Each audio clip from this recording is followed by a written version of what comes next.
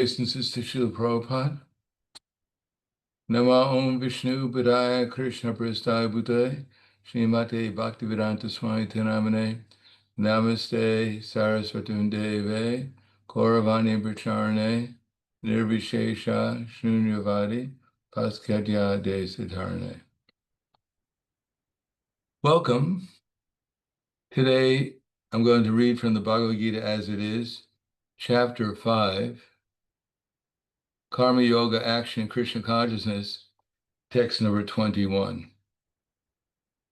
Payasparshe Visaktatma Vindat Yatmani Yat Sukham Sabrahma Yoga Yuktatma Sukham Akshayam Ashnute. Translation and purport by His Divine Grace, A.C. Bhaktivedanta Swami Srila Prabhupada.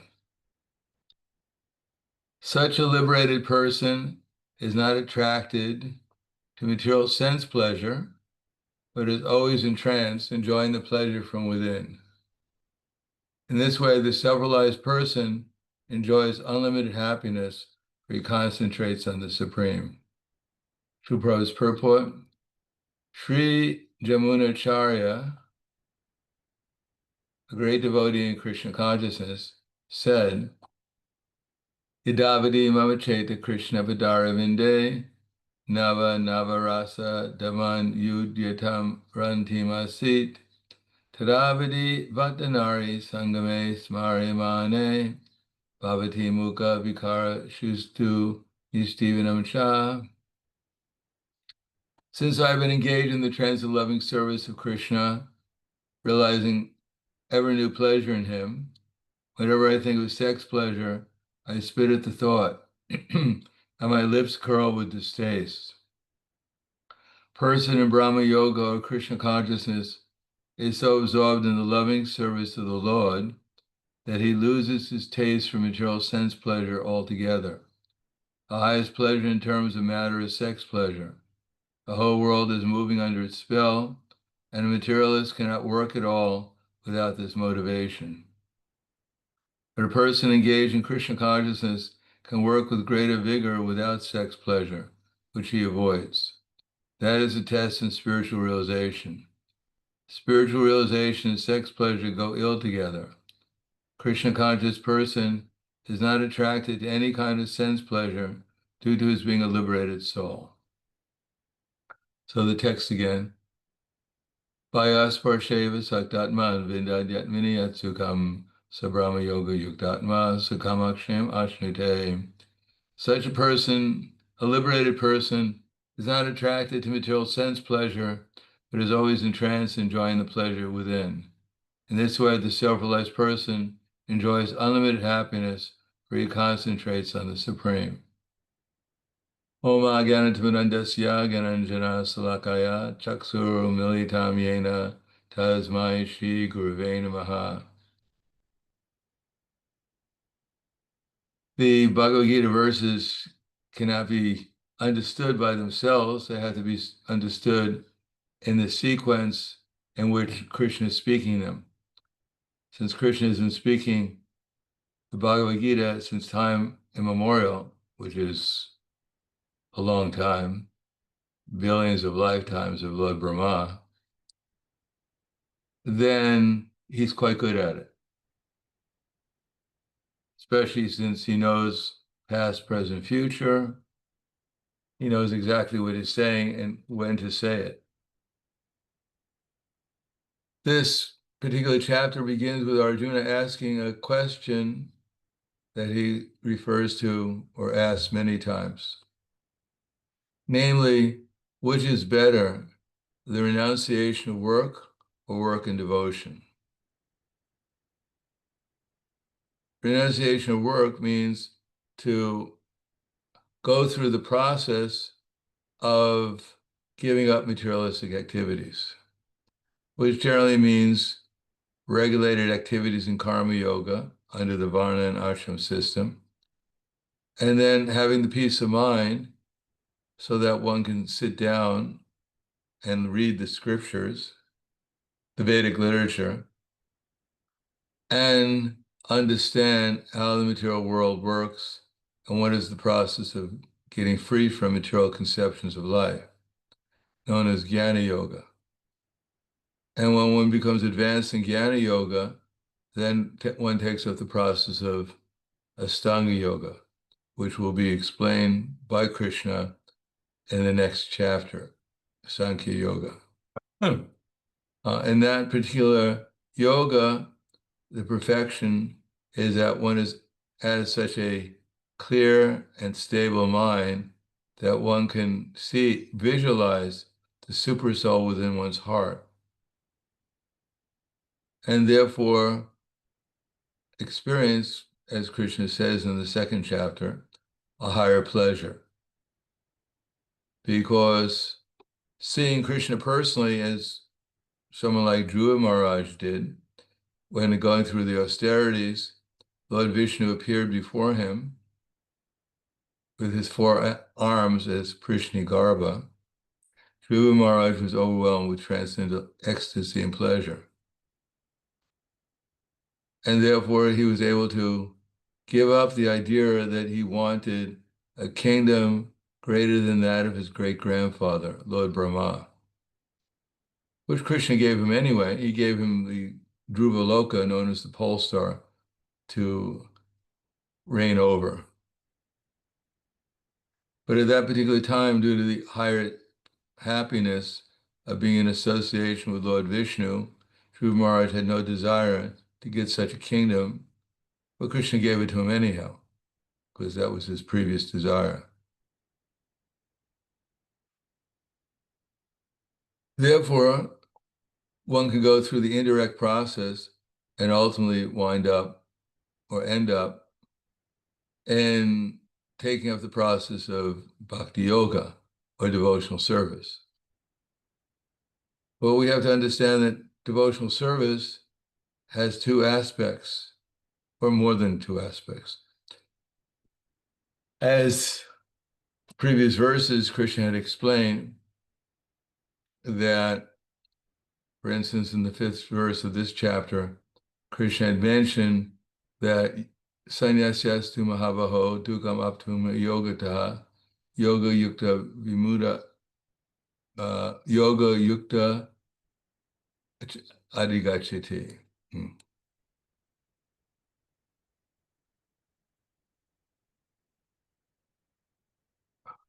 Sannyasastu mahabaho dukam aptum yogata yoga yukta manur brahma nacharena adhigachati.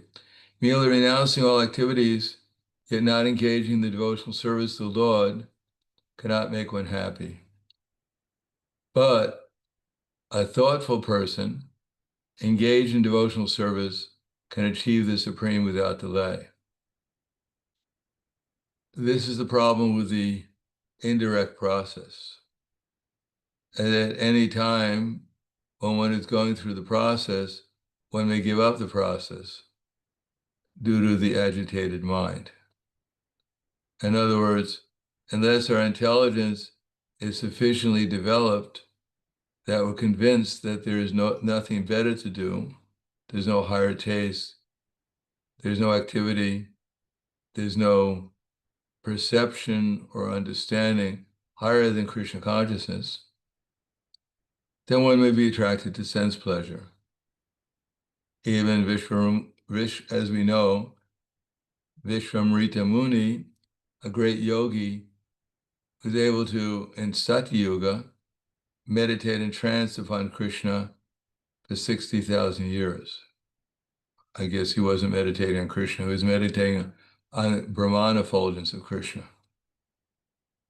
But just by hearing the ankle bells of an apsara, his mind became disturbed.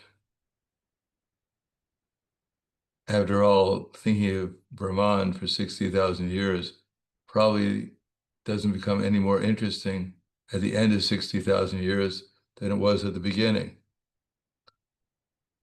And the living entity, the soul, he likes variety, of which that doesn't exist in Brahman.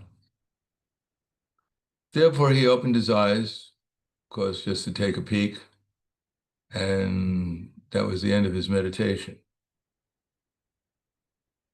The apsaras are specifically empowered by the illusory energy to bewilder the mind even of a great sage like Vishwamrita Muni. In any case, after 100 years and fathering a child, Sakuntala, then he realized that he had just wasted his time, and he went back for meditation for another 60,000 years. At the end of which, Indra became disturbed again, thinking that this man, he wants to take over my position as Indra, and so he sent another Apsara. Now this time, Vishwamrita Muni was ready for the Apsara. He heard ankle bells again and thought another trick by Indra. And he became very angry. Why is Indra trying to bewilder me again? And so this time he opened his eyes not to see who the Apsara was, but simply out of anger. But he was so much empowered that the fire from his eyes burnt the poor Apsara into ashes. So first he fell down due to lust, and then he fell down due to anger. The two enemies that we have in the material world. From lust eventually comes anger, which leads to illusion. Or we could say that if we don't have sufficient intelligence to see everything in relationship to Krishna and be convinced that everything should be utilized in Krishna's service, then we don't have perfect memory. We can't visualize Krishna perfectly within our heart, nor can we remember perfectly Krishna's instructions. And therefore, we're still surrounded by illusion. And if we don't know if we're an illusion or not, then we just have to look into the mirror and ask, who's that person in the mirror? And if we think it's us, to some degree or another, it means our intelligence is not sufficiently developed, nor our mind sufficiently developed to be completely free from illusion. Although by the process of bhakti yoga, this will gradually take place. And because we're not completely free from illusion, we may be subjected to the influence of lust, anger, and greed or as soon as we forget to perform our activities in devotional service, or even more importantly, we forget Krishna. Therefore, the idea is that we want to strengthen the mind by our intelligence, by hearing about Krishna and then chanting about Krishna. And as our intelligence becomes stronger and clearer, then naturally we'll remember Krishna. And the more we remember Krishna, the more we become free from illusion. And the more we become free from illusion, the more lust, anger, and greed doesn't affect us. In any case, without experiencing some higher taste, then one will naturally be subjected to either not following the activities of Varnashram, or even not even following the activities of devotional service. Therefore, one can take sannyas, or as Prabhupada said, all the devotees are actually sannyasis. Or we don't usually say sannyasinis, but actually that's the feminine.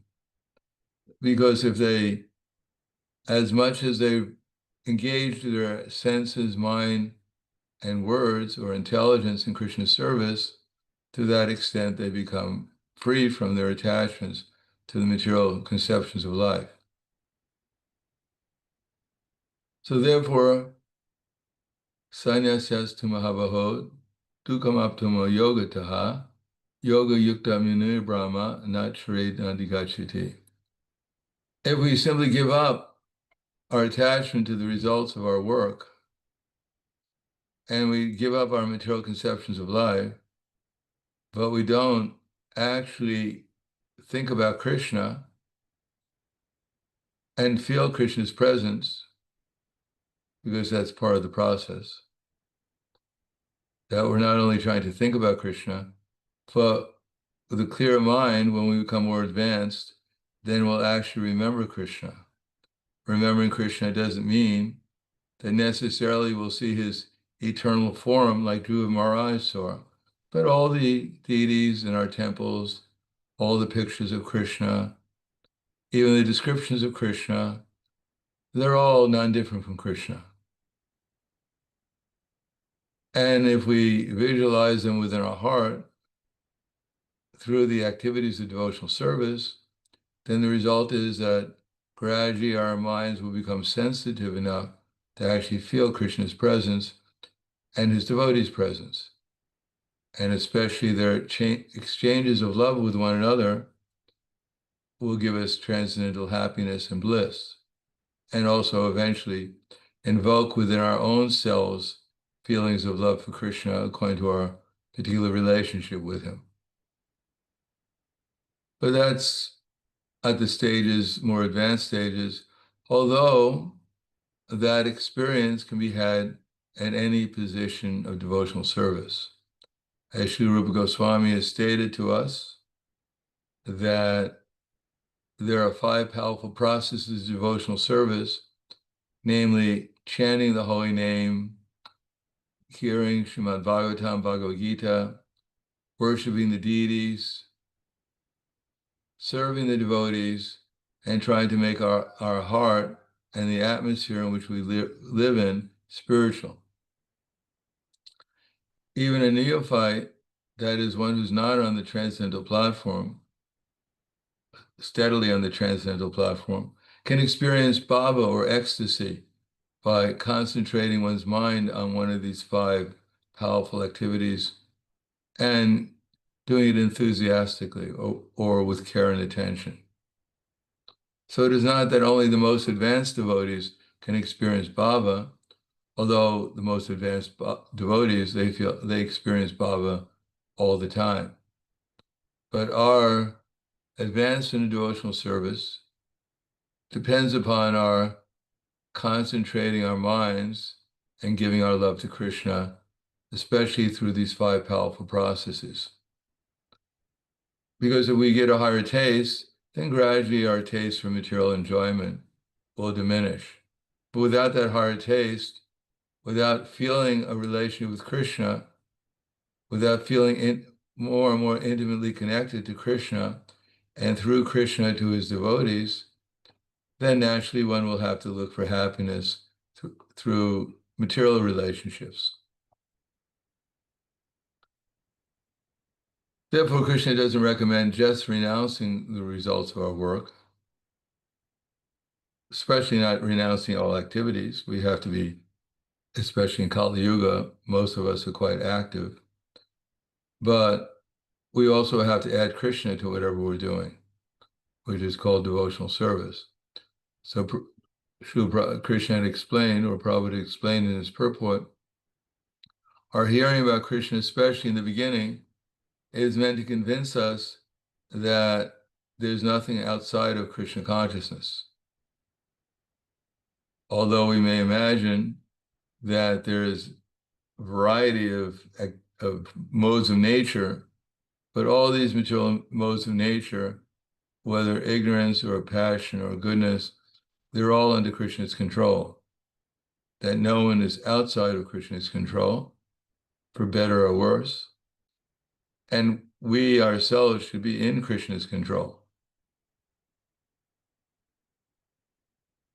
If we want to get out of our material entanglement.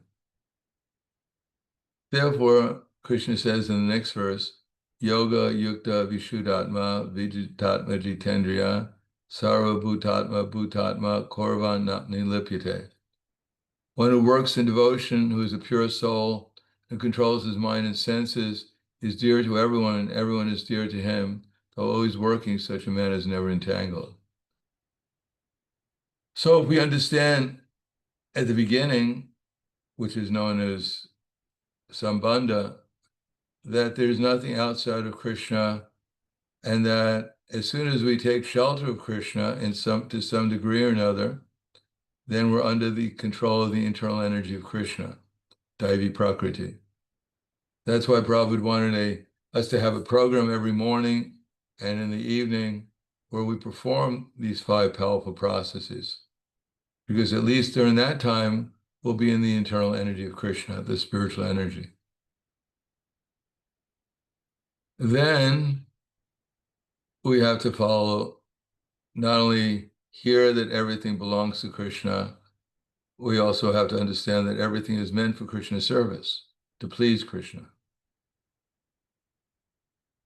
So this will be the conclusion of this particular chapter. Bhaktaram yagatapasam sarvaloka maheshwaram suridam sarvabhutanam gyatvam shantim richati.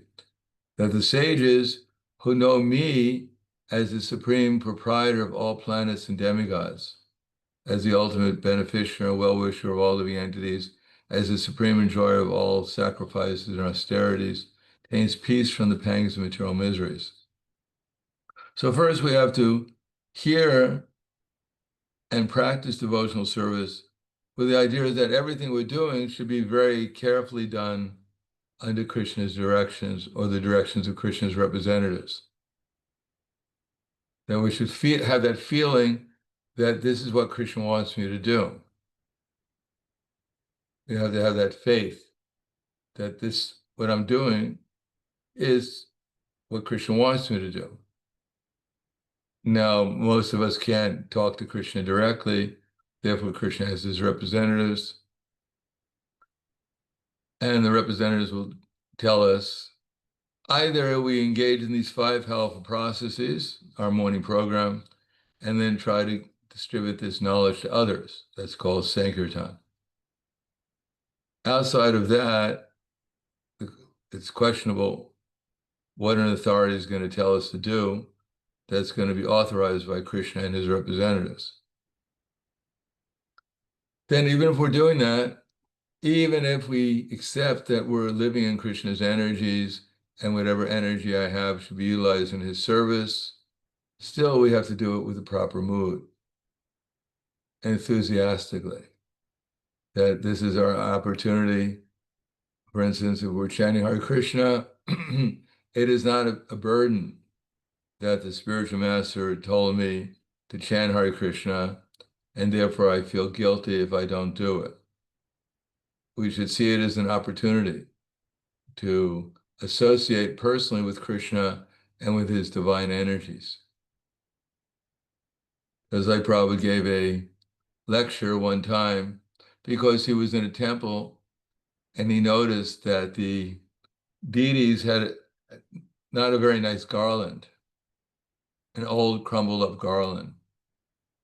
And Srila Prabhupada made the remark during his lecture that I see that you're offering the deities, even in my presence, this old crumbled up garland. He said, actually, Krishna is not going to protest. You may offer him something like that, but he won't complain. But his complaint is that you'll have to go to the darkest regions of existence. That's what will be his answer. The title, Galagraha. If we think my spiritual master, Srila Prabhupada said, has given me this heavy burden, Galagraha means a pain in the neck, instead of Vigraha. Vigraha means the deity, and Galagraha means pain in the neck. If we think my spiritual master is giving me this pain in the neck, somehow or another, I have to follow his instruction, so I'll offer him some garland, but it'll be an old crumble up garland. Prabhupada said Krishna won't complain, but his complaint will be that you'll have to see the darkest regions of existence.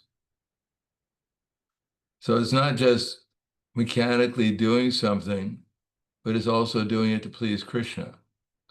Krishna, as Prabhupada said in another lecture, he doesn't need our fruity halava.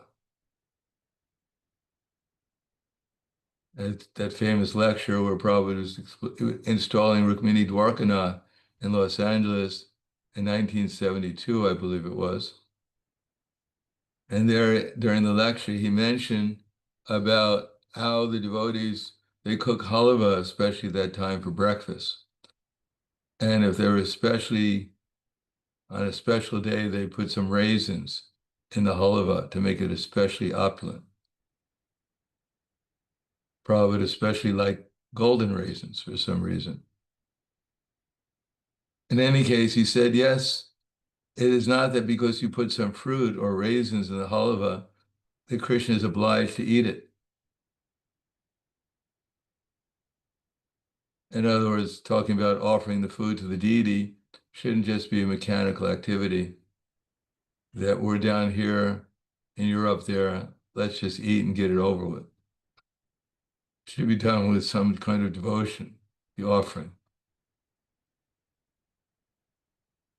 Then Prabhupada mentions about Vamsidas Babaji, who is a very advanced devotee in the parental Vatsalya rasa with Krishna and his deities, but Prabhupada he decided not to go further into that particular pastime, but he mentioned Sanatana Goswami. Sanatana Goswami was living as a mendicant in Vrindavan, and he was doing Madhukari. Madhukari means, at that time, Vrindavan, there was no Loy Bazaar. You couldn't go down to some sweet shop and buy some sweets for your deities. You couldn't go to some restaurant, Govindas in Vrindavan. There was no restaurants. The sadhus would go from house to house and beg a roti. And a roti was not a chapati. It was some dough which was ground, coarsely ground from some rock. Some wheat was coarsely ground from some rock, and then add some water, make it into a ball, and then throw it into a fire. Now, throwing some rolled up crushed grains into a fire means that they'd only be half cooked, most of them, half burnt and half raw. And they didn't put ghee on it either. Now, Sanatana Goswami would go from house to house and beg for some roti. And one day he came to the house of one Brahmin who had Gopal as his deity. Now, this Brahmin was a very advanced Brahmin, and he used to treat the deity, Madan Mohan, as his son. And his children, he had three boys, they used to play outside, and Madan Mohan would sometimes come out with them and play with them because they were very advanced devotees. But one night, this particular Brahmin had a dream, and Madan Mohan came to him and said, tomorrow, one very nice sadhu is going to come, and he's going to beg some roti from you, but I'd like to go and live with him because he's a very nice devotee. And you have three children, and he's living all alone. So I think I should go and give him some company. The Brahmin didn't like the idea, but he couldn't really protest too much against Madan Mohan. And therefore, the next day, when Sanatana Goswami appeared to beg some roti, then this was mentioned to Sanatana Goswami that Madan Mohan wanted to live with him. But Sanatana Goswami said, well, you know, I'm living in a very secluded place. I don't really have a house. I'm not living in a house. I mean, I don't know if Madan Mohan is really going to like it very much, where the room he's going to get, because he won't get a room. But Madan Mohan said, no, it's all right. I'm sure whatever you give me will be all right. Sanatana Goswami took Madan Mohan back to where he was living, but he was living underneath a tree. And therefore, he put Madan Mohan on one of the branches of the tree. And every day, Sanatana Goswami would go and beg some roti and offer it to Madan Mohan as his prasad. One day, Madan Mohan said, "I've had enough. It's all right living underneath a tree, but living on the branch of a tree, but you're offering me this dry, uncooked roti every day. Can't you even give me a little salt with it?" And Sanatana Goswami said, "My dear Madan Mohan," he said, "I'm an old man. I can hardly move. Whatever I get, I offer to you. Kindly accept it." And then Prabhupada started to chuckle and said Madan Mohan had to accept it because the bhakta is offering. And then Prabhupada said, "But what is your value? And what is the value of the things that you have? It is nothing. That, my dear Krishna, I brought this for you. I'm rotten and fallen." And then Prabhupada started to cry and then said, "But kindly accept. I have no qualification. I'm rotten and fallen, but kindly accept." And then Prabhupada was crying and said, "That will do. Don't be puffed up. Always remember that you're dealing with Krishna. That is my advice to you. Thank you." So that mood is what we're trying to develop. And that mood, the entire spiritual world lives. It may go beyond that, but that's the basic mood of all the devotees in the spiritual world, from Srimati Radharani down to the residents of Vaikuntha. To enter into Krishna consciousness, we also have to develop that mood, that not only everything is Krishna's property, but also I'm acting under Krishna's authorized representatives, according to what Krishna has given us in Bhagavad Gita and other books. And at the same time, I'm doing it to please Krishna, trying to develop a relationship of love with him. So I'm trying to do it with care and with attention.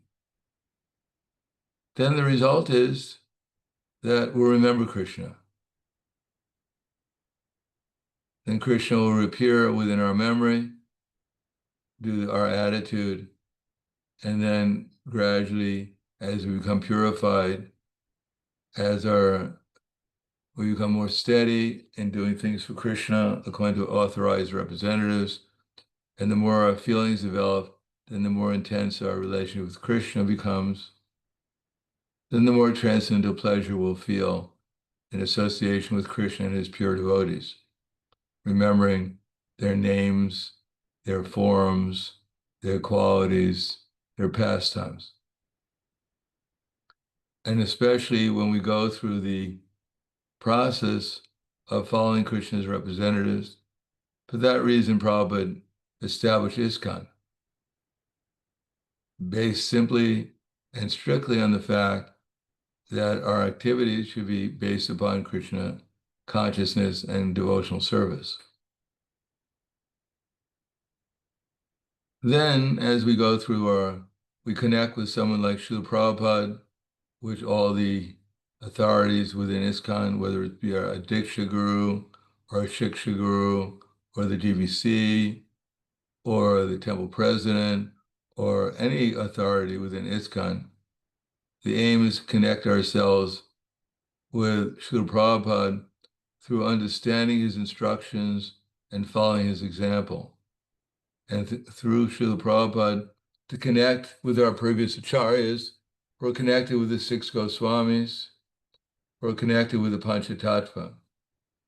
And the more we become connected in that way with the Panchatattva, the more we'll feel their feelings of separation from Radha and Krishna and their associates in Vrindavan.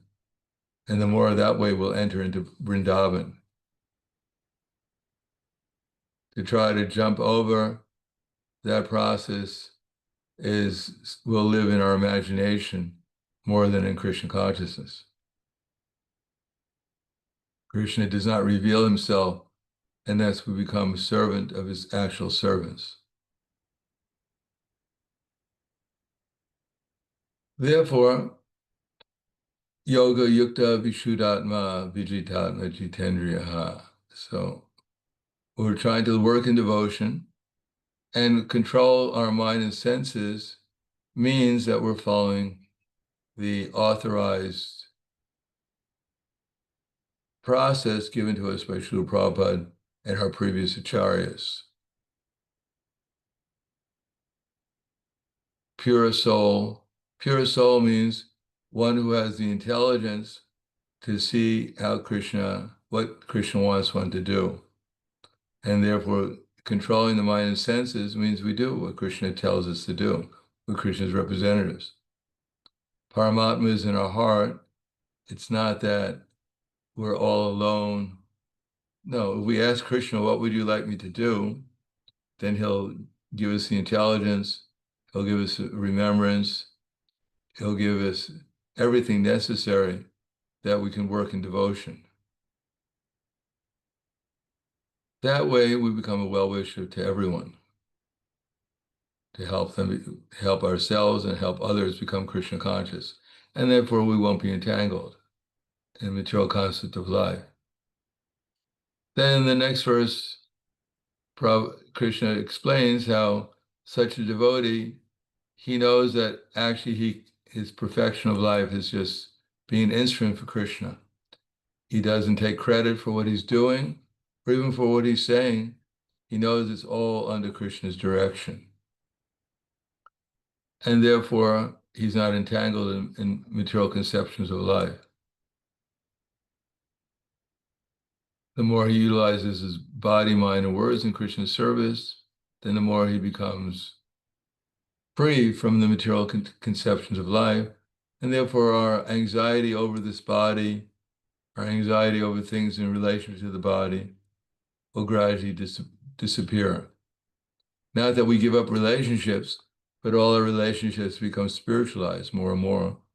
And therefore, we know what everyone's real interest is, including our own, and therefore we can actually work for everyone's benefit. Everyone's benefit means that their ultimate benefit is to love Krishna and meet Krishna, the unlimited loving person in their lives. And in that way, those who help us develop Krishna consciousness, they also become loved by us.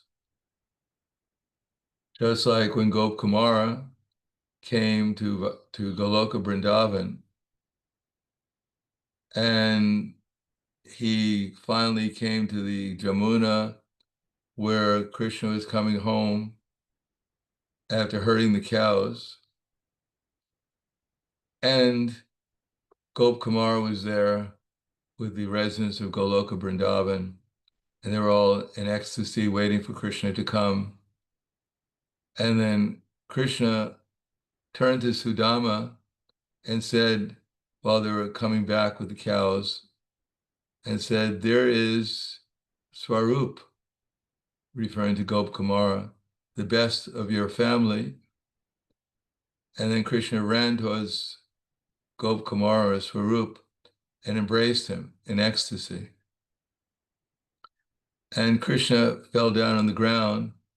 He fell unconscious due to his ecstasy of meeting his beloved cowherd boy, Swarup, and the tears from his eyes were mudding the ground, making the ground muddy. And Swarup became very confused. He didn't know what had happened. And he was by Krishna's feet telling Gopal to please wake up. And all the residents of Vrindavan, headed by Mother Jasoda, were completely aghast, bewildered why Krishna had fallen unconscious. They thought that maybe Swarup was a magician sent by Kamsa to bewilder Krishna. And so Swarup was crying, Krishna was crying, the residents of Vrindavan were crying, even the birds were falling out of the sky. The deer were crying. Everyone was crying. And then Balaram ran to see what was happening, what was the problem. And he saw Krishna unconscious on the ground. His tears were making mud out of the ground. Swarup was crying at his feet. All the residents of Vrindavan were completely bewildered by Krishna's condition.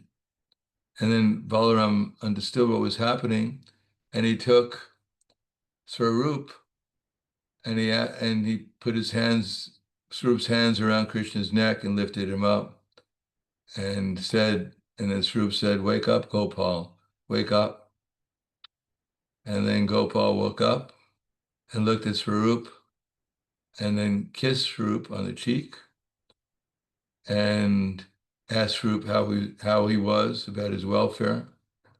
And Mother Jasoda saw the affectionate dealings between Swarup and Gopal, and then she became affectionate towards Swarup because of his relation with Gopal, her son. Therefore, she became as affectionate towards Gopal as she was, as affectionate towards Swarup as she was towards her son because of his connection with Gopal.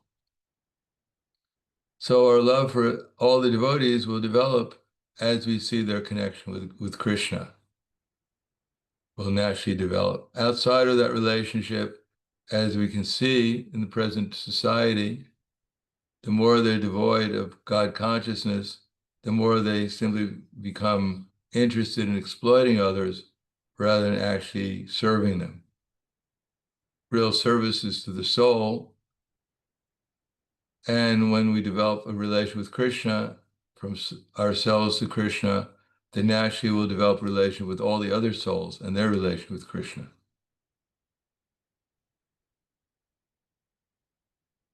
And then one we will not be entangled. So here, Sarva Karmani Manasam Sanyasasti Sukham Nuvasi Navid Vaire Predehi Naiva Kauravana Karyan. When the embodied living being controls his nature and mentally renounces all actions, he resides happily in the city of nine gates, the material body, neither working nor causing work to be done. So we don't have to do very much in one sense. In one sense, our main activity should be not to get bewildered by our present material circumstances. Everyone has different circumstances. We're not about to walk out of our body right now and go back to the spiritual world. And even if we could walk out of our body, then it's very unlikely that Vaikuntha airplane or one from Goloka Vrindavan is going to pick us up and bring us to the spiritual world right now. That may happen in the future when we're qualified. Otherwise, just getting out of this body will not help us very much. But we can not become influenced by ignorance or passion and try to remain in goodness and practice devotional service. And not get caught up with the idea that I'm actually gaining something in the material world here. I'm not gaining positions. I'm not trying to gain wealth. I'm not trying to gain prestige. I'm trying to gain Krishna consciousness. And as the more we become conscious of Krishna, then the more we'll actually be happy in whatever we're doing. And we won't be so much caught up with how wonderful I am. We'll be more caught up in how wonderful Krishna is, and eventually how wonderful Krishna's devotees are. Because we understand that whatever is being done is either under the spiritual energy, whatever we think we're doing is actually either being done by the spiritual energy or by the material energy. We're simply desiring.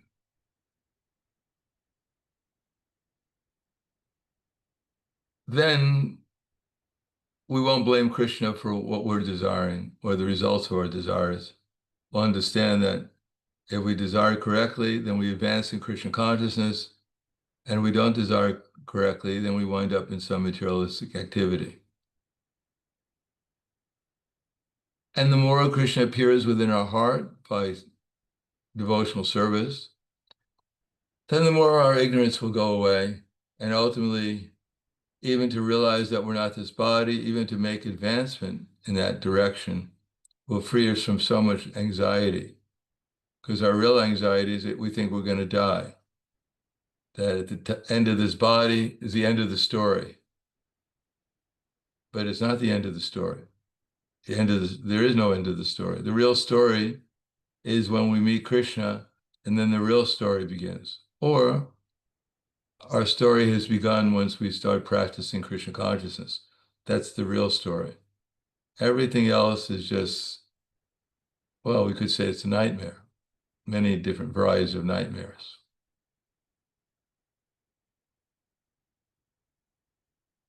And then here, tad buddhiyas, tad atmanas, tad nishtas, tad parayanaha, gajatnyapana avritim, jnanani duta kalmashaha. So this is a very important verse.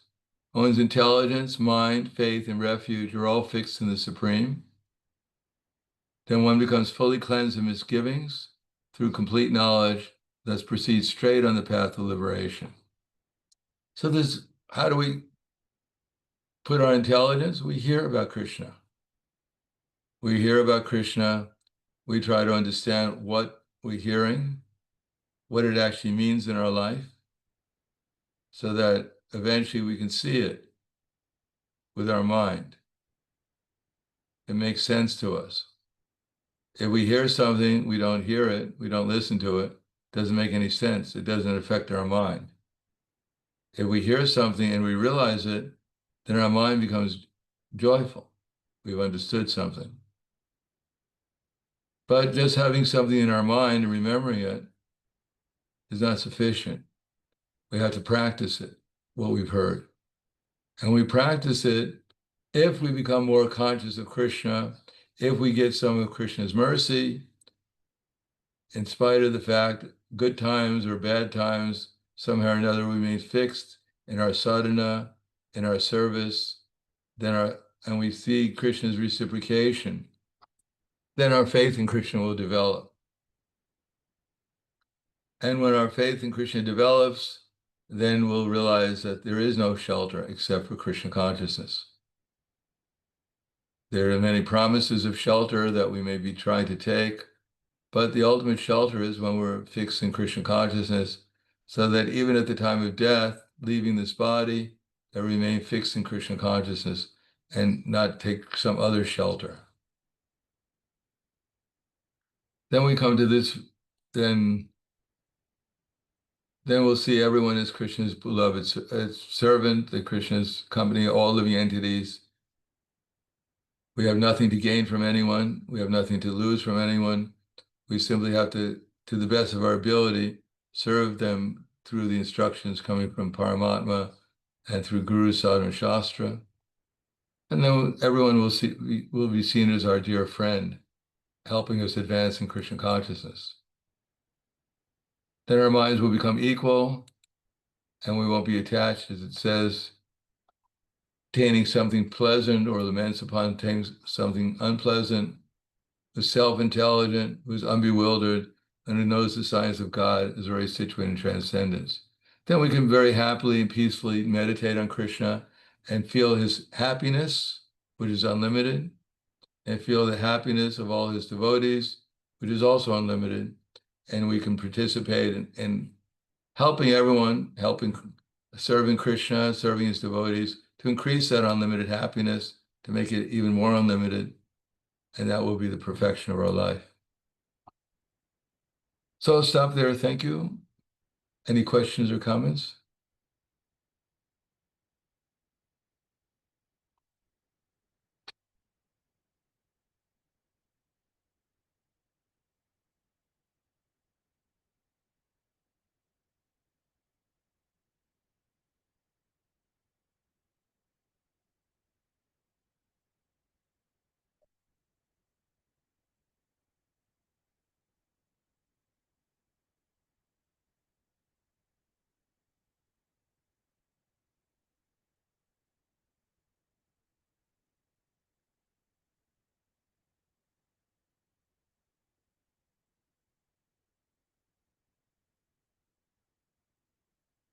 Hi, well, Gurudev. Yes. Hi, Kishikudev. Just you were mentioning we should not be bewildered by our material circumstances. So I guess I just feel a lot that I fail at that most of the time. Um, and just we see that in Bhagavad Gita, we get such a expansive understanding of time with Lord Brahma, etc. But then we get like, I guess due to identifying with the body and fear, we're just absorbed in what's immediately before us and so much news about the material world and I'm not sure how do we improve or uh, just yeah. Yeah, well, that's why we have to strengthen our intelligence. And the way we strengthen our intelligence is to hear about Krishna regularly, especially Bhagavad Gita, Srimad Bhagavatam. So we hear, and then we try to remember what we've heard, try to see, just like we were reading a book, then we should read something, say a paragraph, and then close the book and try to remember what we've heard. If we can't remember anything, then we should go back and read it again. And then we should read it until we actually remember something that we read. Otherwise, what's the sense? Prabhupada said an elephant eats this much food and he passes this much stool, therefore there's no gain. So we have to gain something in Krishna consciousness. So we remember something, and then the idea is that we can go back, say a day or afterwards, and see if we remember what we read. And if we can remember what we read, then the idea is that let's try to employ and if it's meaningful to us, how do we utilize that knowledge in our lives, and then try to apply it within our lives, in good times and in bad times. Try to see it in Krishna's consciousness. And if we pass through difficulty, which is inevitable in the material world, then if we remember how to act, and then we see the happy result of acting, seeing Krishna consciousness in spite of the difficulty, remaining in Krishna consciousness, remaining aware that we're eternal souls and that whatever is happening to me to this body is not happening to me. That if I keep Krishna in my heart, keep Krishna consciousness in my memory, and act accordingly, then these things will come and go, as Krishna says, like seasonal changes, tolerance. So then we'll develop conviction that in any circumstance, if I remain in Krishna consciousness, then I won't be disturbed. Then we'll develop skill of how to act in the material world so that we can remain in Krishna consciousness more easily, whether it's happy situations or unpleasant situations. We'll develop the skill so that we won't deviate from Krishna service and Krishna consciousness. Then as we become completely absorbed in Krishna's consciousness and Krishna's service, then we'll develop all the good qualities of a pure devotee, the same character as a pure devotee, and we'll be able to be with Krishna 24 hours a day with our intelligence, with our memory, with our activities, and there won't be any more problems. Problems for this material body and our situation is inevitable, but problems for ourselves as a soul will dissipate as much as we become steadily and enthusiastically engaged in service to Krishna and absorption in Krishna consciousness. So we start wherever we're at and try to follow the process to gradually become more steady and more enthusiastic about serving Krishna. Anything else? So good. Can I just follow up on one thing when we were saying about the hearing about Krishna? Can we include kirtan in that? Just like something kirtan we enjoy and Yeah, sure. Kirtan. Kirtan. Tesham, was it? Sadatam kirtayantam mam. Krishna says that the great souls are always engaged in kirtan. Sadatam kirtayantam mam yatantas chadridavrataha. And with great determination, in spite of any circumstance, they're engaged in serving him. Te sadatam kirtayantam mam yatantas chadridavrataha namasyantas tamam bhaktya. And they're always offering gratitude towards Krishna for engaging them and Krishna's representatives for engaging them in Krishna's service. Sadatam kirtayantam mam yatantas chadridavrataha namasyantas tamam bhaktya nityukta upasate. That way they're always connected with Krishna and Krishna consciousness in devotional service. Not complicated, simple, but since we're a little complicated, we have to simplify our lives so that we become simple again. Kirtan is Shravanam and then there's Kirtan. Of course, we should also value Prabhupada's Kirtan. This Prabhupada's Kirtan, Srila Prabhupada's Kirtan is coming from the spiritual world. His vibration is actually the spiritual world. When Prabhupada's chanting, not only he's in the spiritual world, but anyone who listens attentively and with appreciation to his chanting will also be in the spiritual world with him.